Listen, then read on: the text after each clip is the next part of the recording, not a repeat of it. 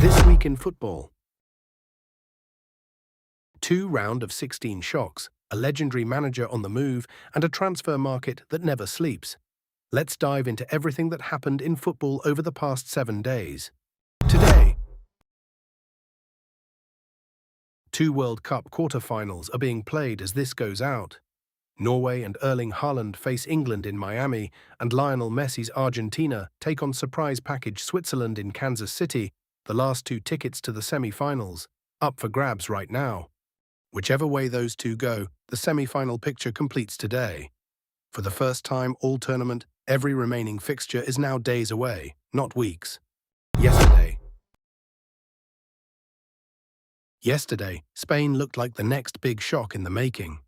Belgium led for most of the match in Los Angeles and were full value for it, before substitute Mikel Merino turned the entire result on its head in a handful of second-half minutes. It didn't come from nowhere. Spain spent the entire final 20 minutes camped in Belgium's third, forcing the kind of sustained pressure that eventually cracks a tiring defense even when the final ball isn't there yet. And then it did. Merino arrived at the back post completely unmarked and turned the chance in first time, beating Thibaut Courtois' replacement. Belgium's own goalkeeper had already gone off injured earlier in the match, an emotional exit for their captain before the result had even been decided. 2 days ago. The day before that, France did what they'd threatened to all tournament. Kylian Mbappé led the line as they beat Morocco 2-0 to book their own semi-final spot. We've already covered exactly how that game turned goal by goal in a full breakdown. This is just the headline for anyone catching up. The build-up pattern behind it was the same one that had shown up all match. France working the ball from the back through a short central chain before it ever reached the final third, patient enough to draw Morocco's press out of position first. Those 2 results left the Golden Boot race exactly where it had been for days, separated by a single goal at the very top. 2 of that chasing pack are locked dead level with each other. Haaland and Mbappé have scored the exact same number of goals this tournament, both centre-forwards, both carrying their team's entire attacking threat on their own. Pick a favourite. Neither of them is giving an inch. Earlier this week. Rewind a few more days to the round of 16 result that arguably shaped this entire side of the bracket. 5-time champions, Brazil had the ball and the territory against Norway until Erling Haaland turned one loose touch into a sprint in behind a back line that had pushed up looking for a second goal of its own. 2 Haaland goals later, Brazil were out. Look at why it worked, not just that it did. Brazil's backline was still focused on their own attack, watching the ball high up the pitch as they pushed for a second goal, which is exactly when Haaland had already peeled off, unmarked, into the space that focus left open. It's why he kept finding the same diagonal channel all match, starting deep enough to stay onside, then bursting into exactly the strip of grass Brazil's advancing line kept leaving open behind it. The other round of 16 story worth remembering. Argentina trailing Egypt 2-0 with 10 minutes left, looking finished, reigning champions or not. Christian Romero headed in from a Messi cross, Messi levelled it himself minutes later, and then substitute Enzo Fernández, the same Enzo Fernández Chelsea are already planning around, arrived unmarked in stoppage time to win it outright. Egypt will wonder how they're not in the semi-finals themselves. That same stretch of matches had a real cost.